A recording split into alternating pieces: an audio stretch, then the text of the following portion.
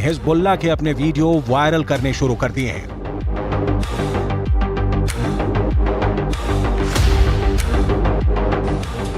Hezbollah के इस video में बताया जा रहा है कि वो इजरायल पर हमले के लिए तैयार है।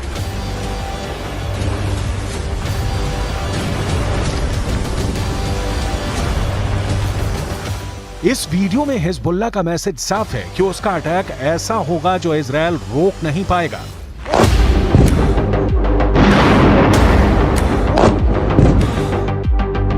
इस वीडियो में हिजबुल्लाह का मिलिशिया कमांडो ऑपरेशन की तरफ इशारा कर रहा है।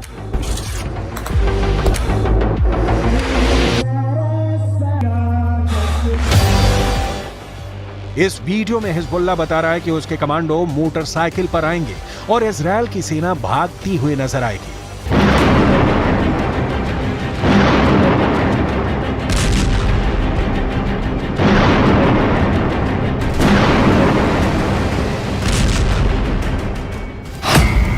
हिजबुल्लाह ने इजरायल को भी धमकी दी है। हिजबुल्लाह ने अमेरिका को भी बता दिया है कि वो समंदर में उसका जंगी बेड़ा डुबो देगा।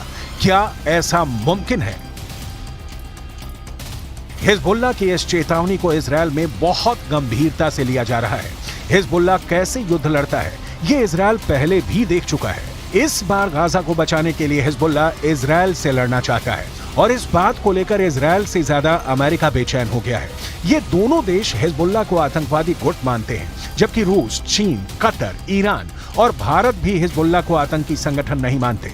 संयुक्त राष्ट्र भी हिजबुल्लाह को सिर्फ एक मिलिशिया मानता है, लेकिन हिजबुल्लाह की नई धमकियों के बाद कई सवाल उठे हैं।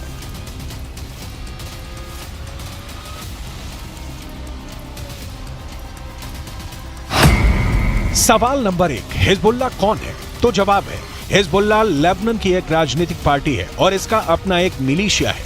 सवाल नंबर 2, हिजबुल्लाह की ताकत क्या है? तो जवाब है, हिजबुल्लाह के पास 1000 लड़ाके हैं, जो लेबनान की आर्मी से भी खतरनाक फोर्स मानी जाती है। सवाल नंबर 3, हिजबुल्लाह क्यों इजरायल और अमेरिका को धमकाता है? लेबनान में हिजबुल्लाह संगठन को खड़ा करने वाला है ईरान, और ईरान अमेरिका और इजरायल का सबसे बड़ा दुश्मन कहा जाता है। सवाल नंबर 4, हिजबुल्लाह को इजरायल क्यों इतना बड़ा खतरा मानता है?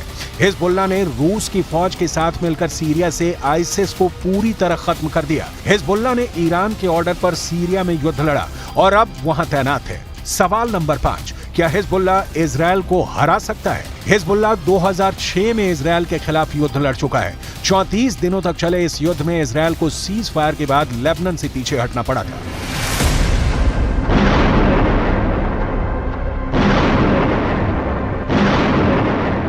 अब 7 अक्टूबर को हमास के अटैक के बाद गाजा पर इजरायल के हमलों ने हिजबुल्लाह फोर्स को सुपर एक्टिव कर दिया है।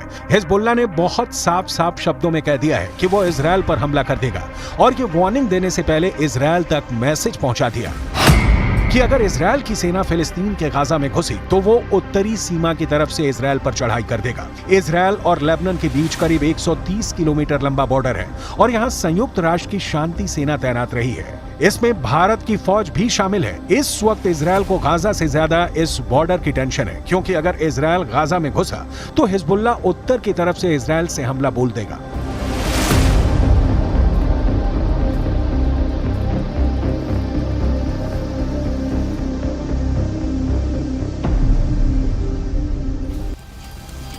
हमास और इजरायल की सेना एक दूसरे के खिलाफ कितनी ताकत रखती है और क्या हिजबुल्लाह वाकई इजरायल के लिए ऐसे हालात पैदा कर सकता है कि वो उसे हरा दे? इसे समझने के लिए आपको हिजबुल्लाह की उस चेतावनी को समझना पड़ेगा जो उसने अमेरिका को दी है, क्योंकि अमेरिका ने अपनी नौसेना का कैरियर बैटल ग्रुप भूमध्य सागर में पहुंचा दिया है। अमेरिका का यह बेड़ा, जिसमें फोर्ड कैरियर के अलावा 5 बहुत ही खतरनाक डिस्ट्रॉयर हैं, इन सब में हर तरह की 1000 से ज्यादा मिसाइल किसी भी वक्त हमले के लिए तैयार है। कोई दुश्मन नहीं चाहेगा कि उसके सामने ऐसी चुनौती खड़ी हो जाए।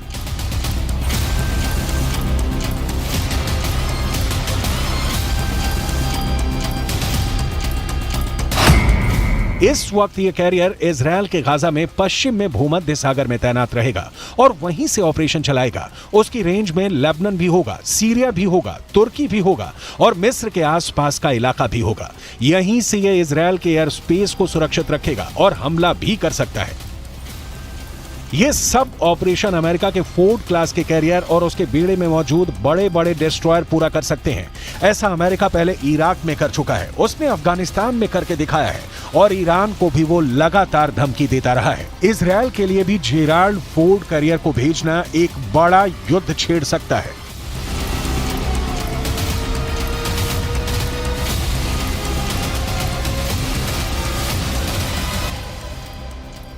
यही भरोसा अमेरिका अब इजरायल को दिलाना चाहता है कि समंदर से ऑपरेशन चलाकर अमेरिका सीरिया पर भी बमबारी कर सकता है, लेबनान के बॉर्डर को भी सैनिटाइज कर सकता है। लेकिन लेबनान में हिजबुल्लाह को अब ईरान से ऐसी मिसाइल मिल चुकी है जो अमेरिका के इन विशालकाय जहाज को पल भर में डुबो सकती है। इस मिसाइल को लेकर हिजबुल्लाह का खौफ बढ़ चुका है और वो सीधा सीधा अमेरिका के जहाज को डुबा सकता है। इस खतरे को हल्के में नहीं लिया जा सकता। लेबनान ने 2006 में इजरायल में एक कॉरवेट यानी जंगी जहाज पर एंटी शिप मिसाइल से हमला किया था। इस हमले में इजरायल के युद्धपोत को भारी नुकसान पहुंचा था। अब हिजबुल्लाह के पास जो एंटी शिप मिसाइल है उसकी रेंज 300 किलोमीटर तक है। इसलिए लेबनान या इजरायल से यह फासला बनाना अमेरिका के लिए जरूरी हो जाएगा।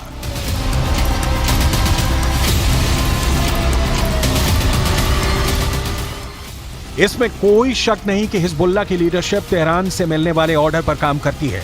इसलिए सवाल यह भी कि क्या ईरान चाहता है कि हिजबुल्लाह इजरायल पर अटैक कर दे। ईरान ये भी बहुत अच्छी तरह से जानता है कि इस वक्त इजरायल बेहद कमजोर है या फिर अमेरिका की शक्ल में उसे नई ताकत फिर से मिल गई है।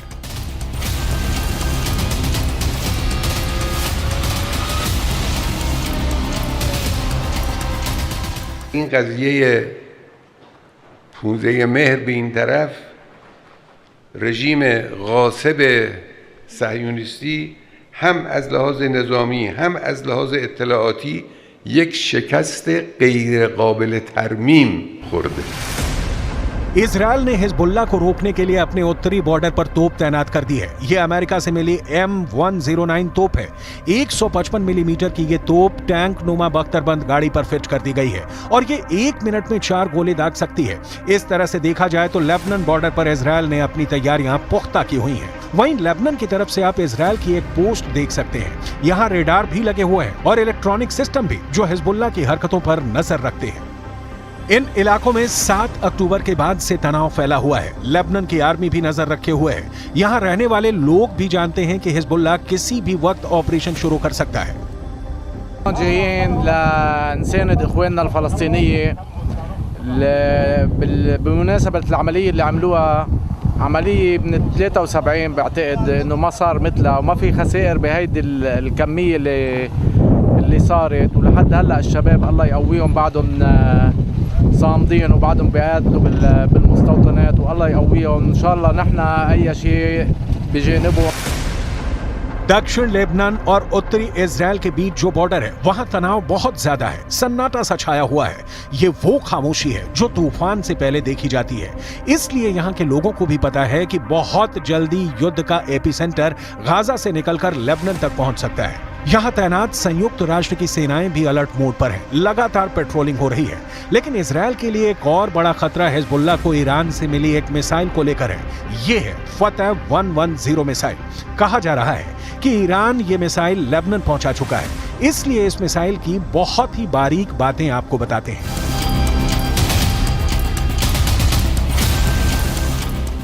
ईरान की ये मिसाइल 300 किलोमीटर तक हमला कर सकती है और ये अपने टारगेट के 3 मीटर के दायरे में गिरती है।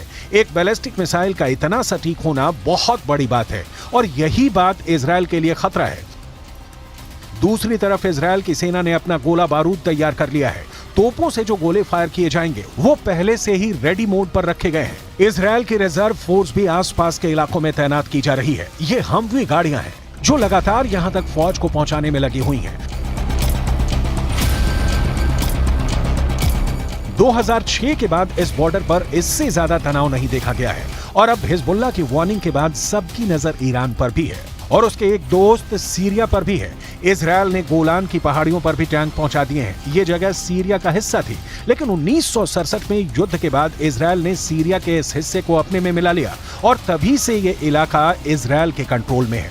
देखा जाए तो इस वक्त पूरे पश्चिम एशिया में युद्ध की चिंगारी पहुंच चुकी है। इजराइल से लेकर गाजा और गाजा से निकली ये आग अब लेबनान पहुंच चुकी है। चिंगारी सीरिया और ईरान में भी नजर आ रही है।